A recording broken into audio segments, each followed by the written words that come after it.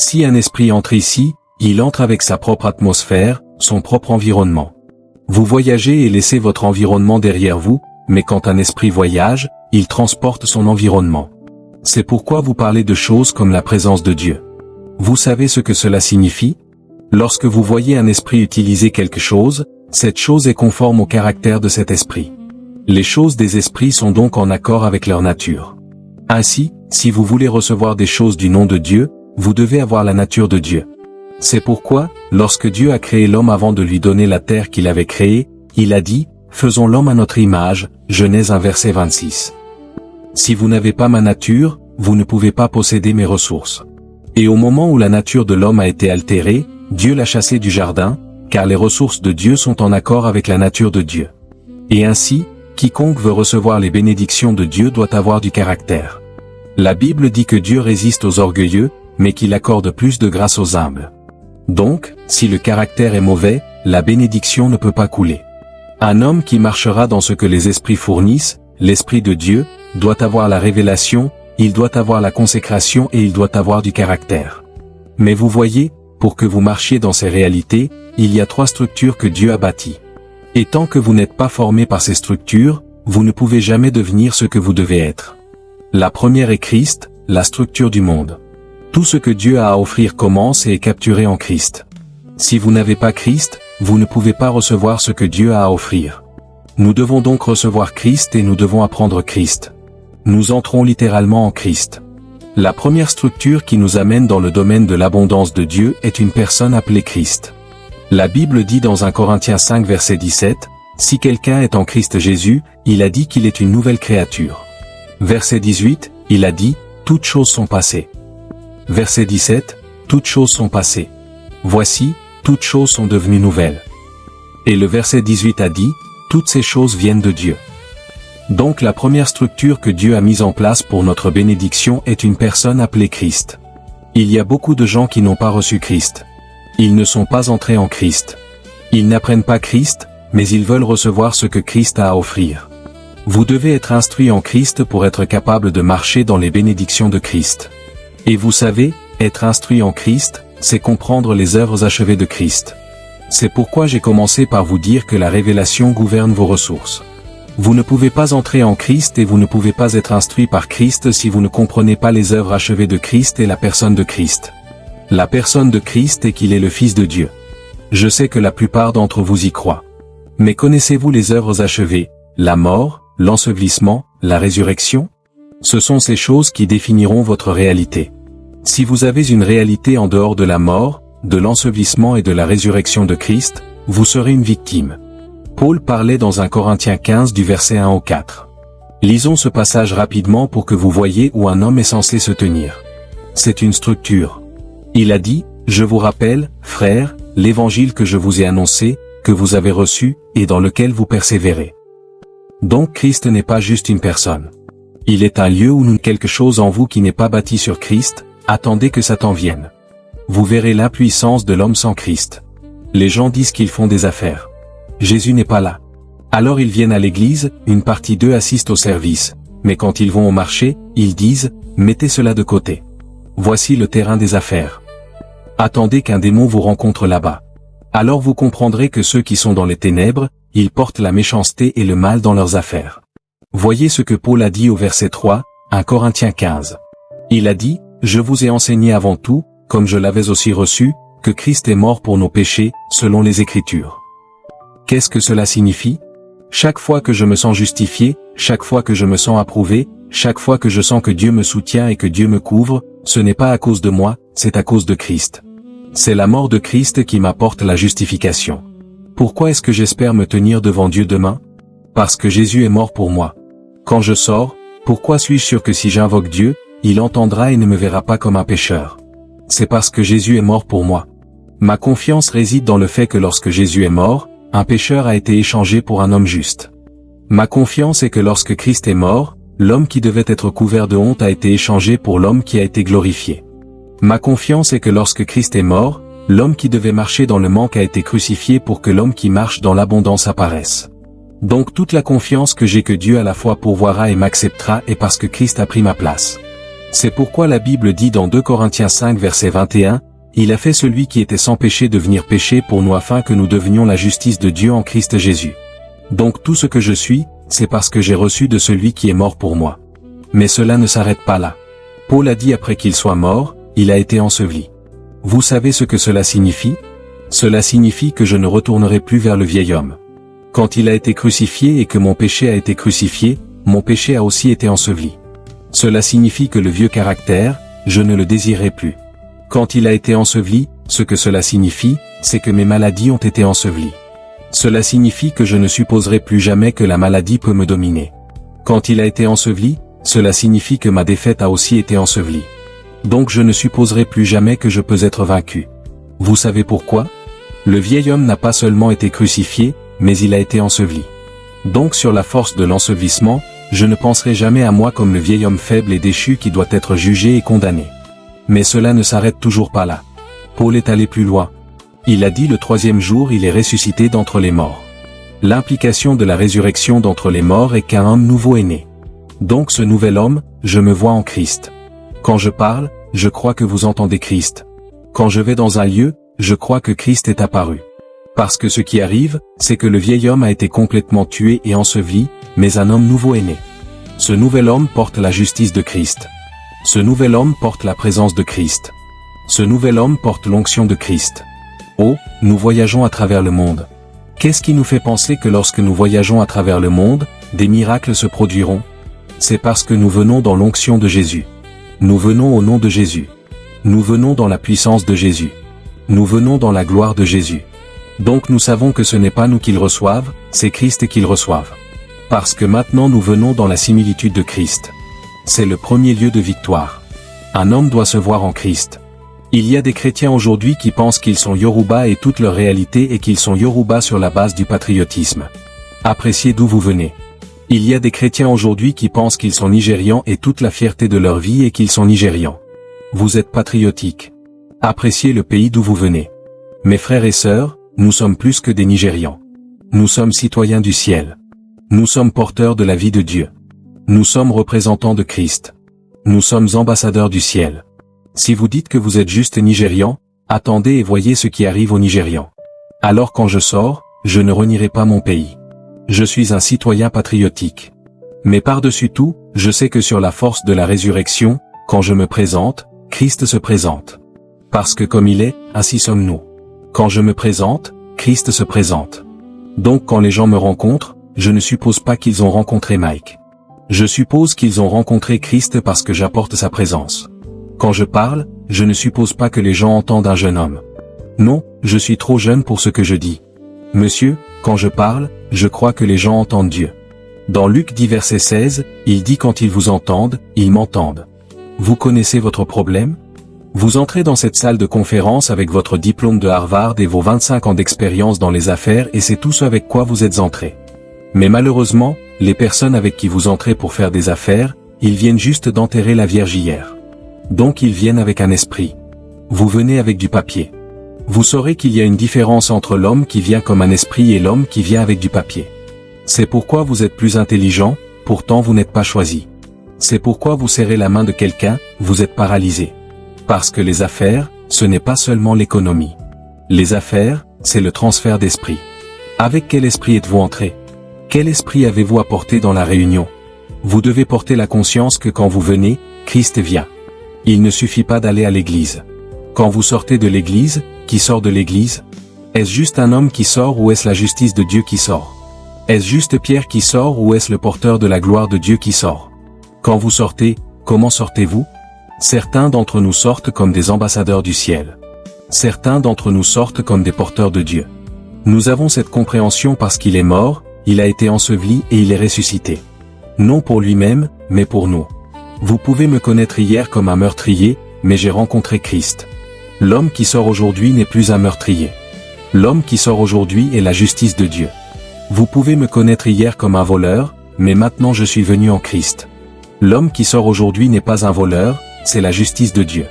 C'est pourquoi il a dit, si quelqu'un est en Christ Jésus, il est une nouvelle créature. Les choses anciennes sont passées. Il est une nouvelle créature. Vous pouvez me connaître comme un séculier hier, Mais le gars qui sort aujourd'hui est en Christ Jésus. Il porte la vie de Jésus. L'Église doit être enseignée à nouveau sur qui nous sommes en Christ Jésus.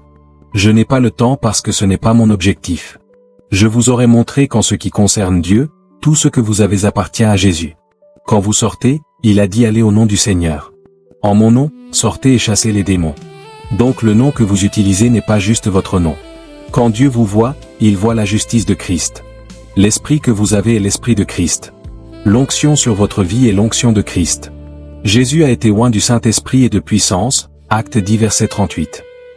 Pas dans beaucoup de jours à partir de maintenant, vous aussi vous serez oint du Saint-Esprit et de puissance. Mais vous voyez, le croyant enlève Christ et sort comme un homme mauvais. Il enlève Christ et sort comme un homme de maison. Il enlève Christ, il sort comme un homme Yoruba. Il enlève Christ, il sort comme un homme éternel. C'est pourquoi les choses qui arrivent aux hommes ordinaires leur arrivent. La première structure dans laquelle votre vie doit être bâtie afin d'être tout ce que Dieu dit que vous serez est la structure de Christ. Vous devez vous voir dans la similitude de Christ. Quand vous vous voyez dans cet ordre, la maladie ne peut pas vous apprivoiser. Les hommes méchants ne peuvent pas vous sauver. Vous vérifiez quand Jésus marchait sur la terre. Les mères lui obéissaient. Il multipliait le pain. Il chassait les démons. Même sa vie, il a dit, « Personne ne peut prendre ma vie de moi. J'ai le pouvoir de la donner et de la reprendre. » Vous ne pouviez pas vaincre Christ. Donc la Bible a dit, « Quiconque est de Dieu, il a revêtu. » Galates 6 verset 24, il a revêtu le Seigneur Jésus. Il est temps pour vous de revêtir le Seigneur Jésus. Ne soyez pas connus juste par le costume. Je sais que vous portez un smoking, mais revêtez Christ. Ne soyez pas connus juste par votre intelligence. Je sais que vous êtes un orateur, mais revêtez Christ. Revêtez Christ. Revêtez Christ. Et revêtez-le en premier. Je me suis tenu dans des endroits où je ne devrais pas me tenir, mais Christ apparaît.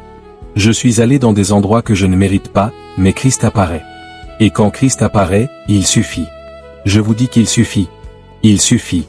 Quand nous vous disons qu'il est mort pour vous, il a été enseveli pour vous, il est ressuscité d'entre les morts pour vous, nous ne vous racontons pas de la théologie. Quand nous disons qu'il est mort pour vous, nous disons qu'il a pris votre condamnation pour que personne ne puisse porter aucune accusation contre les élus de Dieu. Quand nous vous disons qu'il a été enseveli pour vous, nous vous disons que tout ce qui vous a affaibli, vous a désavantagé, a été enseveli. Le vieil homme a été oublié. Et quand nous vous disons qu'il est ressuscité pour vous, nous vous disons que maintenant vous ne pouvez plus vivre d'une autre manière en dehors de lui. En ce qui concerne Dieu, quand vous passez, il voit une dimension de Christ. Paul a dit, dès maintenant, nous ne connaissons personne selon la chair.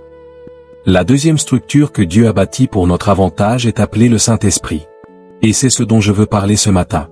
Parce que tandis que Christ est la première structure qui vous apporte le salut et l'identité, le Saint-Esprit est la deuxième structure qui vous conduit dans tout ce que Christ a pourvu. Et ensuite la troisième structure est l'Église. L'Église est là où vous êtes discipliné et enseigné comment maximiser Christ et le Saint-Esprit.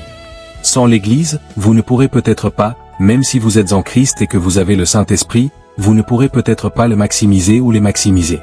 Donc l'Église est le lieu du discipulat où nous sommes enseignés quoi faire avec Christ, comment marcher avec Christ, où nous sommes enseignés quoi faire avec le Saint-Esprit et comment marcher avec le Saint-Esprit.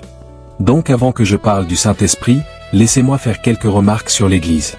1 Timothée 3 verset 15, Paul écrivait à son fils et il a dit si je tarde, il a dit sache comment te conduire dans la maison de Dieu qui est l'Église du Dieu vivant, la colonne et le fondement de la vérité.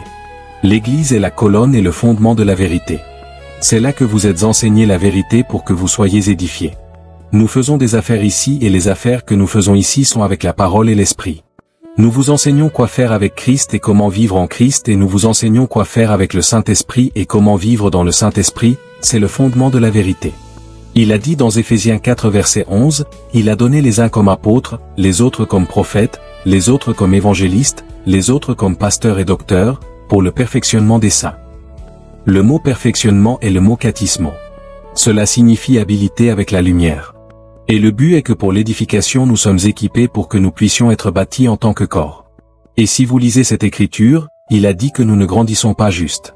Il a dit que nous grandissons en Christ dans toute chose qui est le chef de l'Église.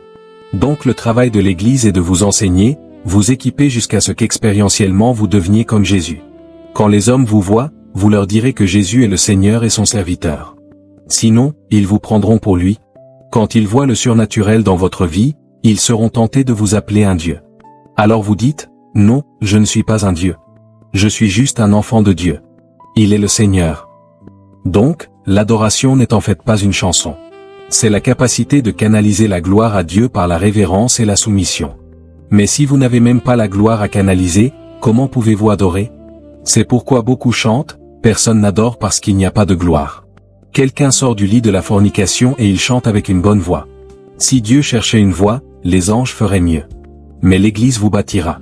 Nous utilisons la parole pour bâtir les gens et il y a 3 façons dont nous bâtissons.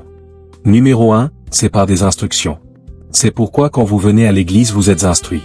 Vous pouvez ne pas l'aimer mais nous ne pouvons pas l'aider. Ce sont nos outils pour bâtir. Dans 2 Timothée 3 du verset 15 au 17, il dit dès l'enfance tu connais les saintes écritures qui sont capables de te rendre sage à salut par la foi qui est en Christ Jésus. Verset 16, il a maintenant dit toutes ces écritures, le mot écriture ici est le mot graphe. Il a dit qu'elle est inspirée de Dieu et elle est utile. Donc les écritures sont utiles. Mais il y a ce que vous faites avec pour devenir utile.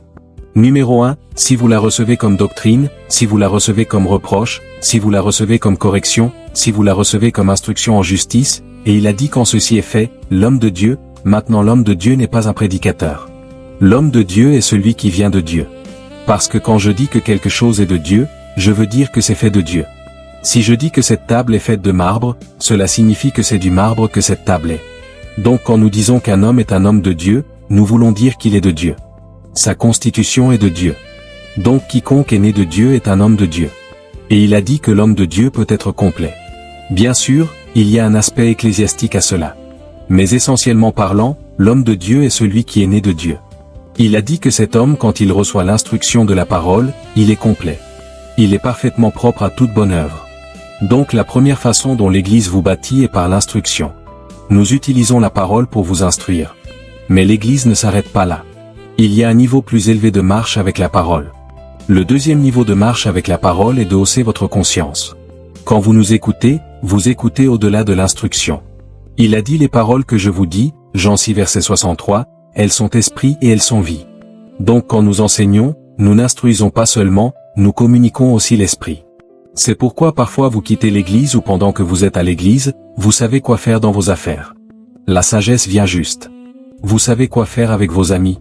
La sagesse vient juste. Vous savez pourquoi? La parole ouvre la bande passante pour l'esprit. Parce que l'idée est de vous hausser pour que vous commenciez à penser comme Dieu. Et donc si vous lisez Jean 1 du verset 1 au 4 et 5, il a dit au commencement était la parole. La parole était avec Dieu. La parole était Dieu.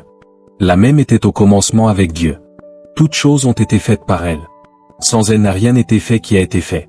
En elle était la vie. La vie était quoi? La lumière des hommes. Et il a dit la lumière brille dans les ténèbres. Les ténèbres ne l'ont pas comprise. Les paroles que je vous dis, elles sont esprit et elles sont vie. Cette vie vient vous illuminer. Donc la deuxième façon dont nous traitons la parole est de hausser votre compréhension.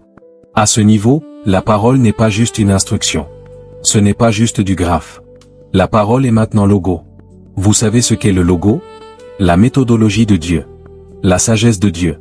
Donc un homme écoute la parole de Dieu, il devient un homme d'affaires intelligent. Un homme écoute la parole de Dieu, il devient un très grand leader. Un homme écoute la parole de Dieu, il devient sage dans ses relations avec les hommes. Qu'est-ce qui lui est arrivé? Son esprit a été mis à niveau. Parce que quand nous enseignons, nous n'enseignons pas avec des mots que les hommes utilisent. Nous enseignons avec des mots de l'esprit. Dans 1 Corinthiens 2 du verset 12 au 14, il a dit nous n'avons pas reçu l'esprit de ce monde. Nous avons reçu l'esprit qui est de Dieu. Donc nous connaissons les choses librement données à nous par Dieu. Il a dit ces choses, nous les enseignons. Donc quand nous enseignons, nous vous donnons les choses que Dieu donne. Il a dit non pas avec des mots que la sagesse humaine enseigne, avec des mots que le Saint-Esprit enseigne, comparant les choses spirituelles aux spirituelles. Il a dit l'homme naturel ne reçoit pas les choses de l'Esprit de Dieu, il ne peut pas non plus les connaître. Elles sont spirituellement discernées. Donc quand nous vous enseignons, nous haussons votre discernement. Et le verset 16 de cette écriture, la Bible dit vous avez la pensée de Christ. Donc quand vous venez à l'église, nous ne vous donnons pas juste une instruction en justice. Nous vous mettons à niveau pour penser comme Dieu. C'est pourquoi vous penserez en avance sur votre génération. C'est pourquoi vous serez en avance sur vos homologues dans les affaires. C'est pourquoi vous serez en avance dans le leadership parce que l'Église vous a bâti pour penser et opérer à la fréquence de Christ. Maintenant pensez à Dieu une seconde. En 6 jours il a bâti le monde. Est-ce que cette affaire que vous ne pouvez pas bâtir en un an? Si vous avez la même pensée que Dieu a, il a bâti le monde entier en 6 jours. Est-ce ce ministère qui ne peut pas être bâti en un an mais il faudra la pensée de Christ? Donc quand vous êtes à l'église et que la parole vient, elle met à niveau votre pensée. Elle met à niveau votre pensée.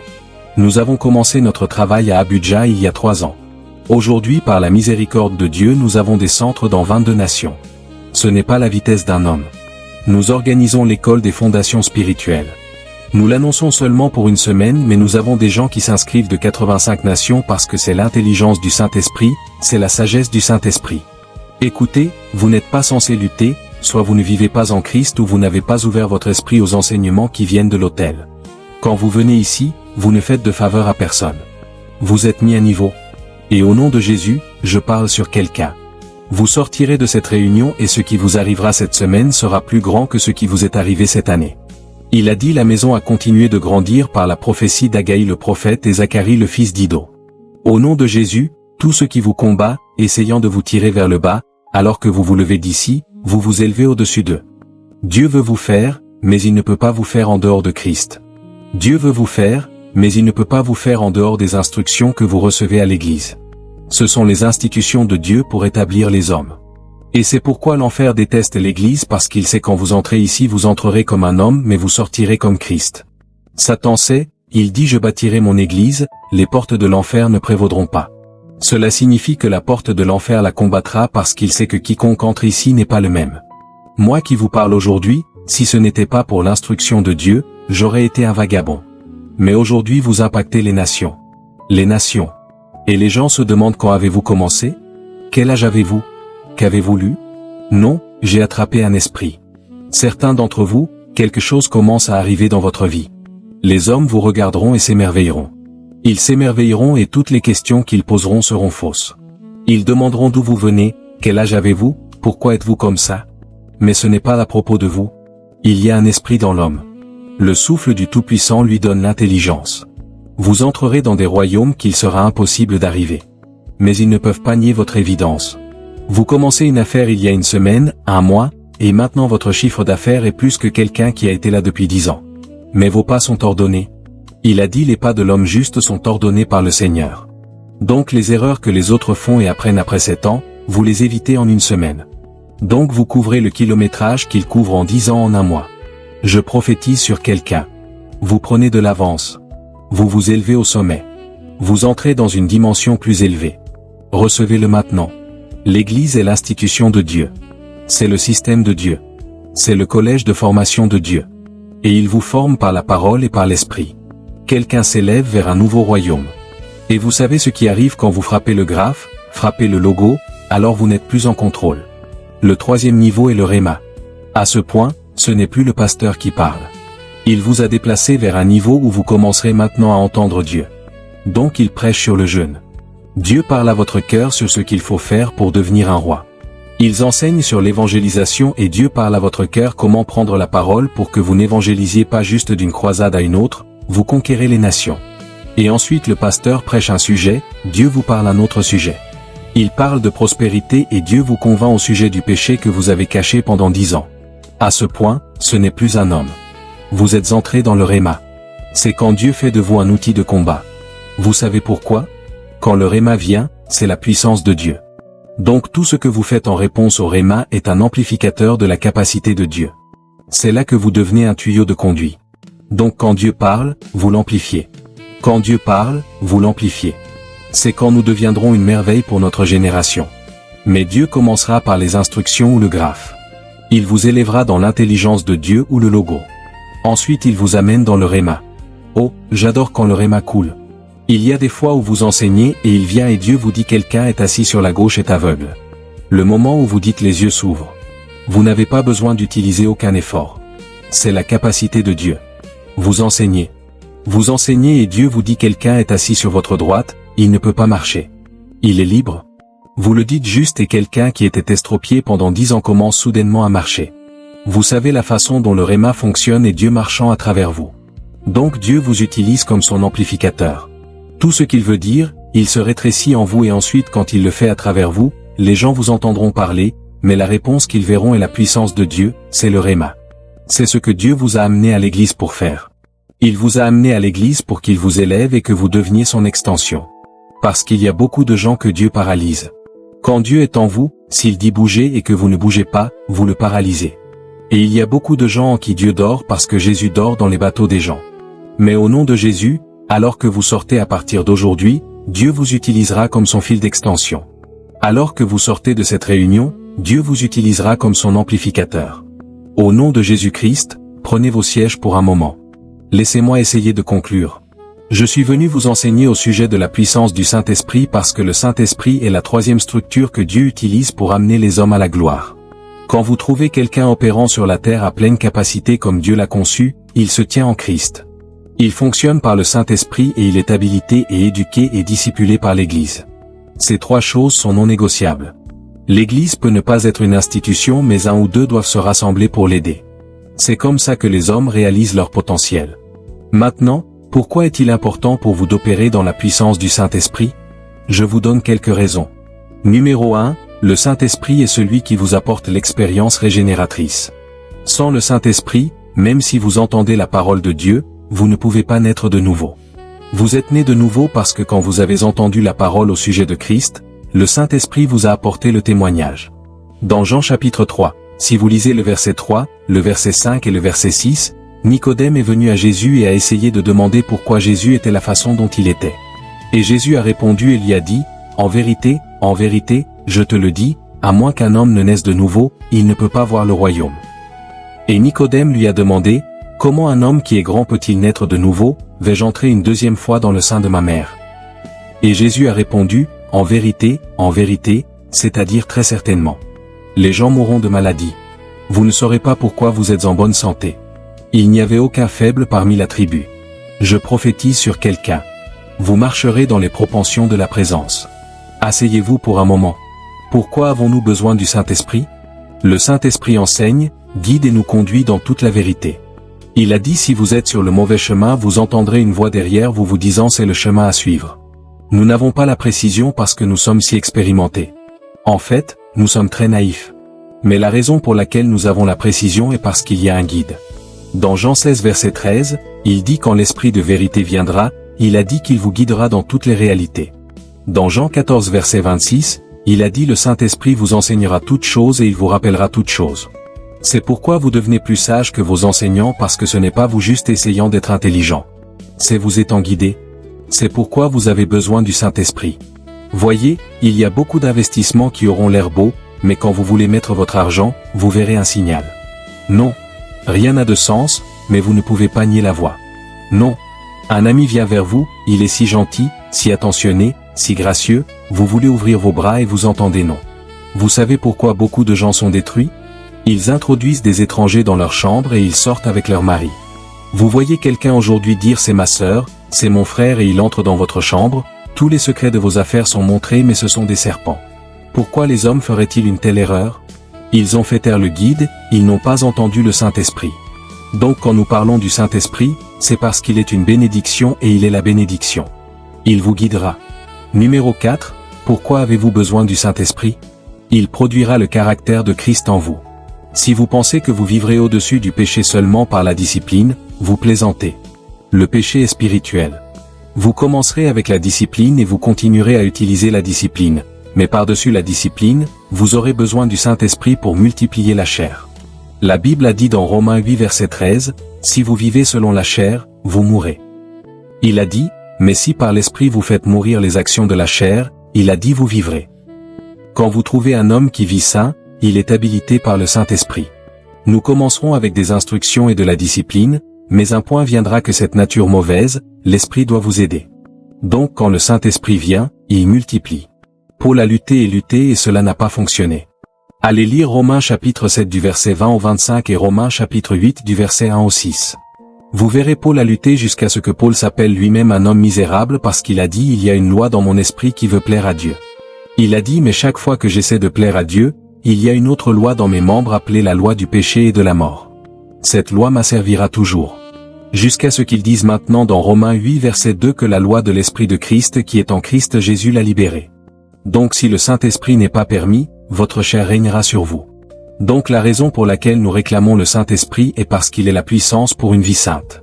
Et si c'est la vérité, cela signifie que chaque croyant devrait être saint parce que la puissance pour une vie sainte est l'Esprit. Mais c'est pourquoi vous devez aussi savoir comment marcher avec l'Esprit parce que si vous ne vous soumettez pas à lui, cette puissance ne fonctionnera pas dans votre vie. Pourquoi avez-vous besoin du Saint-Esprit? Numéro 6, le Saint-Esprit est votre aide. Il est votre facilitateur. Ce ministère que nous faisons, si vous n'êtes pas aidé, vous mourrez de la pression. Ah? Satan vous appellera son arch-ennemi. Il lancera des flèches sur vous, lancera des flèches sur votre famille. Les hommes que vous servez vous discréditeront à la moindre erreur que vous faites. Ensuite vous parlez de la pression du leadership, vous parlez de la pression financière, vous parlez de la pression ministérielle. Il n'y a pas de semaine où je ne prêche pas au moins 5 à 6 fois. Comment gagnez-vous de l'inspiration si le Saint-Esprit ne vous aide pas? Et partout où vous venez, ils veulent voir Dieu. Ils ne se soucient pas si vous êtes fatigué.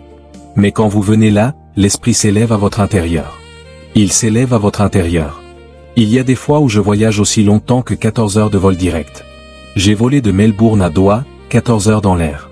Atterri, eu 3 heures d'escale, et volé 6h30 vers Abuja juste pour aller prêcher le jour où je suis arrivé. Comment survivez-vous? Vous avez besoin d'aide. C'est pourquoi il est appelé l'Allo-Paracle. Un autre consolateur du même genre. La même façon dont Jésus aide, c'est comme ça que le Saint-Esprit aide. Vous avez besoin du Saint-Esprit parce qu'il est l'aide. Oh, mon temps est parti. Finalement, vous avez besoin du Saint-Esprit parce qu'il est votre meilleur intercesseur. Romains 8 verset 26, il a dit, nous ne savons pas ce qu'il convient de demander dans nos prières. Il a dit, mais l'Esprit lui-même intercède par des soupirs inexprimables. La raison pour laquelle vous n'êtes pas tombé dans cette tentation n'est pas parce que nous sommes forts. Le Saint-Esprit par la prière et l'intercession pour vous reprogramme le résultat. C'est pourquoi vous avez échappé. Mais pour que le Saint-Esprit fasse toutes ces choses, vous devez apprendre à vous soumettre au Saint-Esprit. C'est là que nous parlons de marcher dans la puissance de l'Esprit. Et parce que je n'ai pas le temps, je vais juste la lister. Vous allez l'étudier. Comment marchez-vous dans la puissance de l'Esprit? Comment marchez-vous pour que toutes ces choses que le Saint-Esprit représente trouvent une expression dans votre vie? Numéro 1, vous devez d'abord être rempli de l'Esprit. Si vous n'êtes pas rempli de l'Esprit, vous ne pouvez même pas voir la puissance de l'Esprit. Acte 1 verset 8 dit pas dans beaucoup de jours à partir de maintenant vous recevrez le Saint-Esprit et la puissance. Donc c'est un homme qui est rempli de l'Esprit qui voit la puissance de l'Esprit. Numéro 2, comment marchez-vous dans la puissance de l'Esprit? Vous devez vivre la vie de prière. Jude verset 20, édifiez-vous vous-même sur votre très sainte foi, priant par le Saint-Esprit. Dans Acte 4 verset 31, quand ils ont été battus et qu'ils étaient faibles, la Bible dit qu'ils sont retournés à leur compagnie. Ils ont élevé leur voix et quand ils ont prié, il a dit le lieu où ils étaient remplis de l'Esprit et secoués. Et le verset 33, la Bible a dit avec une grande puissance, Dieu leur a donné le témoignage de la résurrection. Il dit qu'une grande grâce était sur eux. Numéro 3, comment marchez-vous dans la puissance de l'Esprit? Marchez dans l'obéissance à la conduite du Saint-Esprit. La Bible dit autant que sont conduits par l'Esprit, Romains 8 verset 14, ils sont les fils de Dieu. Donc si vous ne vous soumettez pas au Saint-Esprit, vous ne pouvez pas voir la puissance de l'Esprit. Il y a ceux qui désobéissent quand le Saint-Esprit leur dit de faire quelque chose, ils éteignent l'Esprit.